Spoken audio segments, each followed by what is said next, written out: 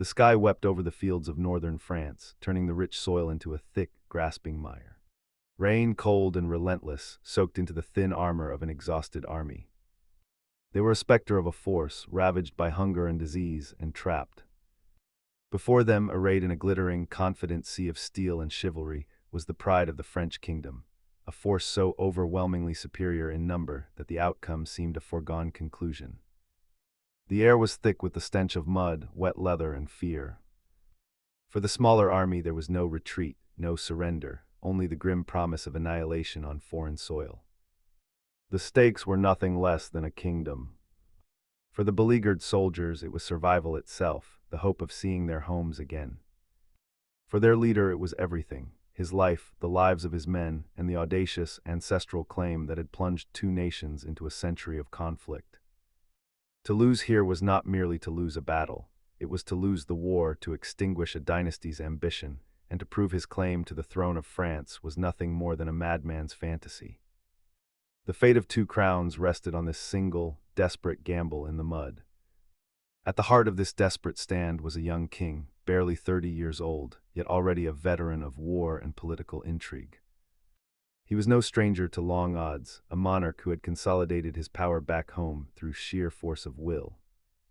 Now deep in enemy territory, he moved among his men, his voice calm but resolute, offering not false hope but a vision of shared glory and sacrifice.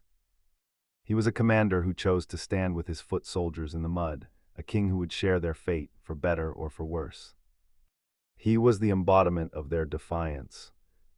How could such a small, bedraggled force even contemplate victory?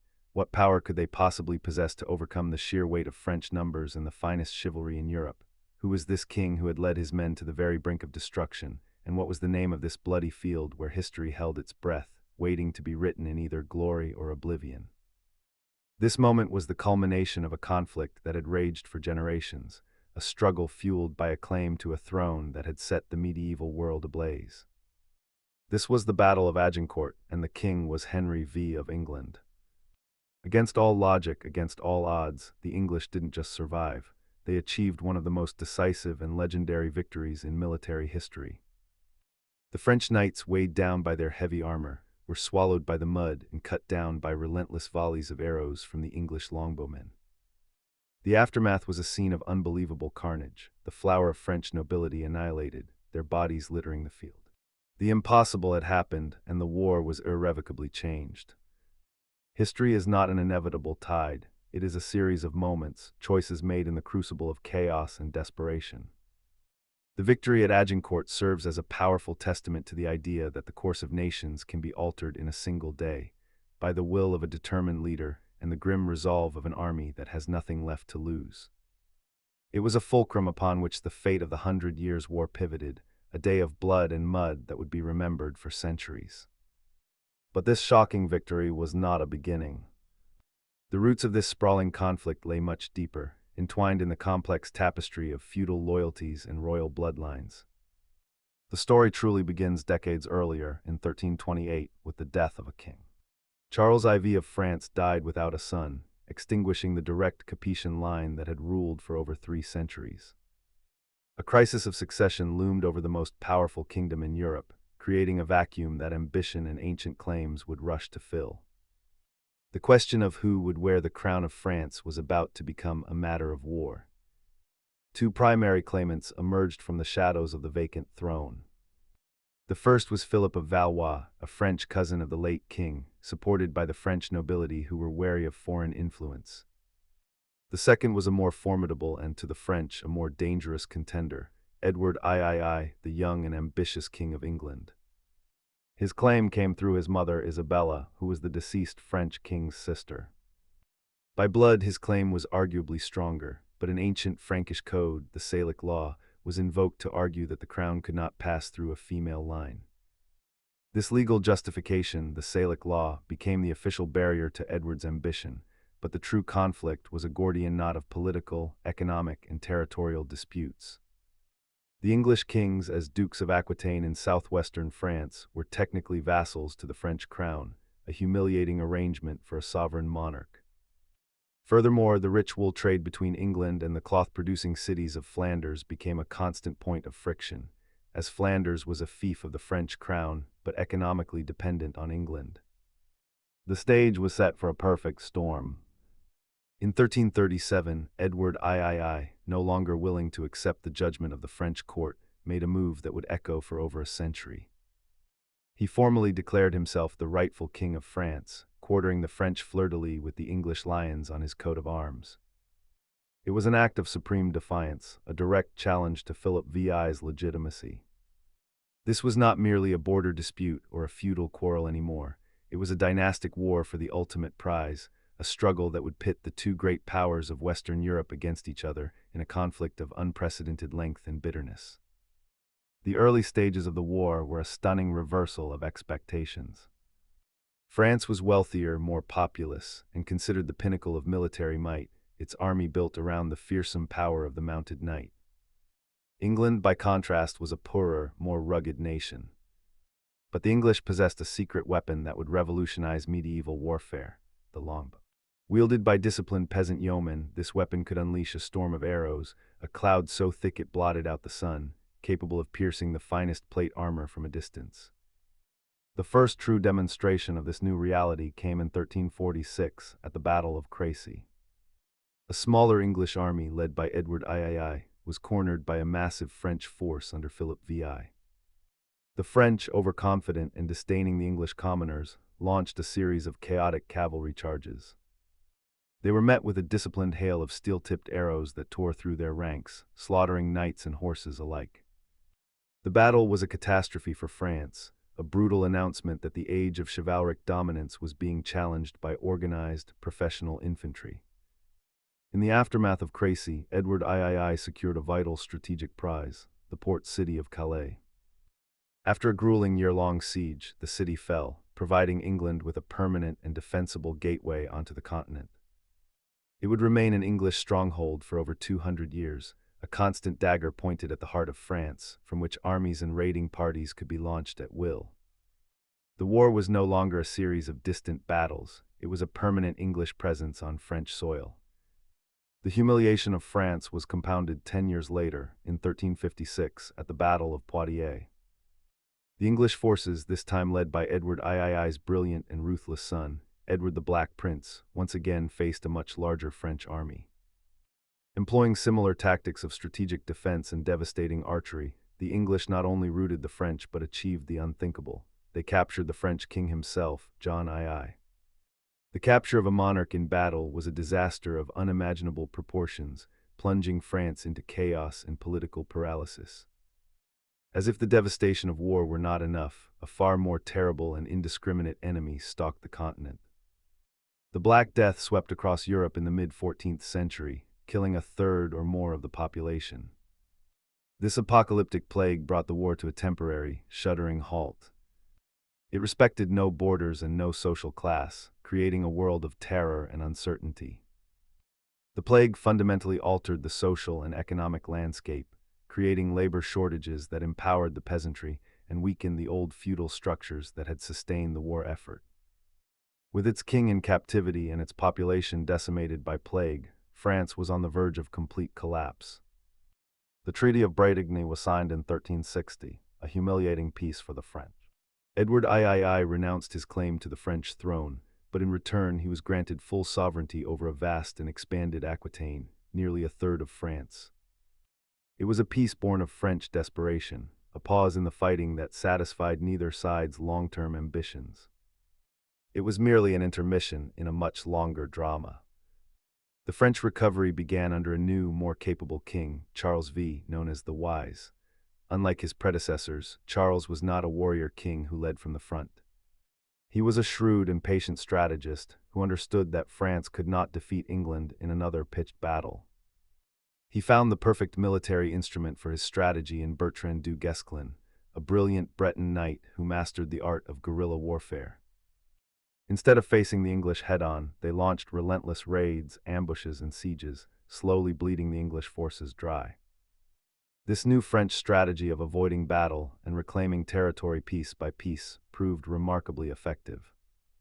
The English, under the aging Edward III and the ailing Black Prince, found themselves constantly on the defensive, their longbowmen less effective against castle walls and swift raids.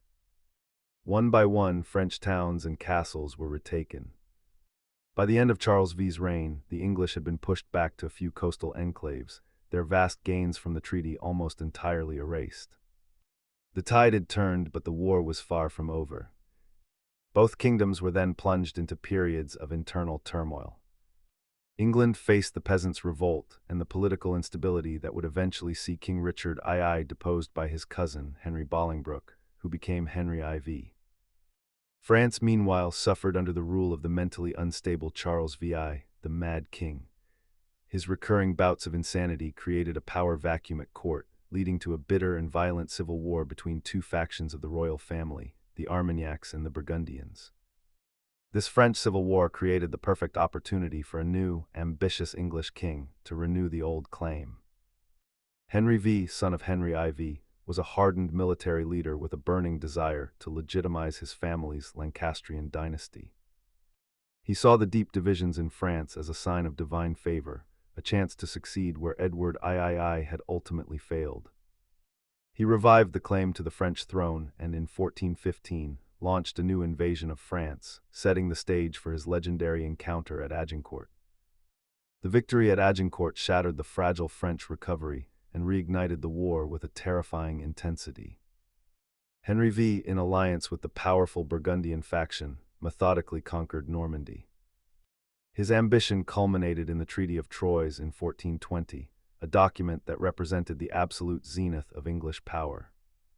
By its terms, Henry V would marry the French Princess Catherine, become regent of France, and inherit the French throne upon the death of the mad Charles VI, disinheriting the Dauphin Charles, the king's own son. A dual monarchy was born, a single English king ruling both kingdoms. When both Henry V and Charles VI died within months of each other in 1422, the infant son of Henry, Henry VI, was proclaimed King of England and France. The English and their Burgundian allies controlled Paris and the entire northern half of France. The disinherited Dauphin, the future Charles VII, held a rump kingdom south of the Loire River, his cause seeming almost hopeless. The English dream of uniting the crowns appeared to be on the very cusp of reality. It was in this darkest hour for France, when all seemed lost, that the most improbable figure in the entire conflict emerged. From the obscure village of Domremy came a young, illiterate peasant girl named Jeanne d'Arc, or Joan of Arc. She claimed to hear the voices of saints who gave her a divine mission, to drive the English out of France and see the Dauphin crowned as the rightful king in the sacred city of Reims. It was a claim so audacious, so unbelievable, that it should have been dismissed as madness. But Joan possessed an unshakable charisma and a fervent piety that captivated those she met. In desperation, the Dauphin's court granted her a chance. She was given armor, a banner, and a place with the army sent to relieve the city of Orleans, which was under a grueling siege by the English and was the strategic key to the whole of southern France. Her arrival electrified the demoralized French soldiers. They saw her not just as a leader, but as a divine messenger, a living symbol of hope. In a stunning turn of events, the French, inspired by Joan's presence and leadership, broke the siege of Orleans in a matter of days. It was a monumental victory, both militarily and psychologically. The English, who had seemed invincible, were suddenly seen as vulnerable. Joan's victory was interpreted as a clear sign of God's judgment in favor of Charles VII. It was the first major French victory in years and marked a decisive turning point in the war. The tide, which had flowed so strongly for England, was about to turn with incredible force. Joan's next objective was just as audacious: to march the Dauphin deep into English-held territory to be crowned at Reims Cathedral, the traditional site of French coronations. The journey was perilous, but towns that had been under English control for years through opened their gates to her and the Dauphin. The coronation of Charles VII at Reims was a masterstroke of political and religious propaganda, legitimizing his claim in the eyes of the French people and challenging the legitimacy of the English king in Paris. Joan of Arc's miraculous career, however, was tragically short. The following year she was captured by Burgundian soldiers and sold to the English. Eager to discredit her and the king she had crowned, the English put her on trial for heresy. The trial was a political show, and its outcome was predetermined. In 1431, at the age of just 19, Joan was burned at the stake in the marketplace of Rouen. Her enemies hoped to extinguish her memory, but in creating a martyr, they created a powerful and enduring symbol of French nationalism. Though Joan was gone, the spirit she had ignited could not be quenched. The French cause gained an unstoppable momentum. In 1435, the Duke of Burgundy, recognizing the shifting fortunes of war, abandoned his English alliance and reconciled with Charles VII. This reconciliation was a devastating blow to the English, robbing them of their most powerful ally and sealing the fate of their French kingdom. Paris was recaptured by the French the following year, and the long, slow process of pushing the English out began in earnest. Charles VII, once the weak and disinherited Dauphin, oversaw a radical transformation of the French state and military. He created France's first professional standing army, funded by new taxes, replacing the unreliable feudal levies of the past. Most importantly, the French embraced a new and decisive technology, gunpowder artillery. The French bureau brothers perfected the use of cannons, which could now systematically demolish the walls of the castles that had been the backbone of English control in France. The final phase of the war saw the roles completely reversed.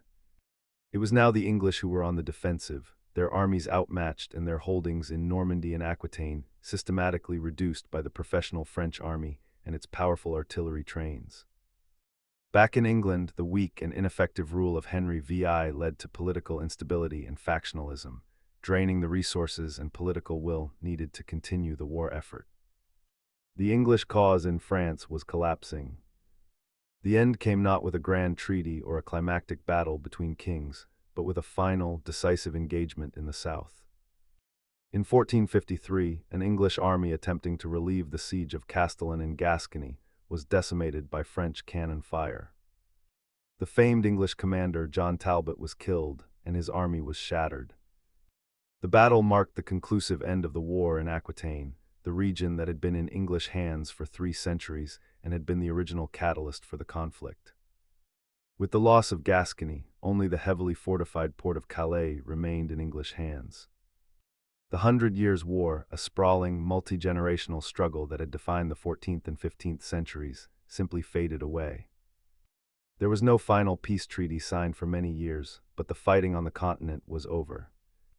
England, exhausted and on the brink of its own civil war, the Wars of the Roses, had lost everything except a single foothold. The dream of an English crown in France was dead forever. The legacy of this century-long struggle was profound and far-reaching.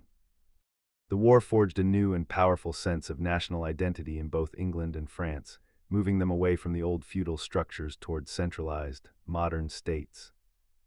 For France, the expulsion of the English created a unified kingdom under a powerful monarchy. For England, the loss of its continental possessions forced it to turn inwards and embrace its identity as an island nation, a maritime power whose destiny lay on the seas. The 100 Years' War was more than a dynastic struggle for a crown. It was the violent and protracted birth of 2 nations.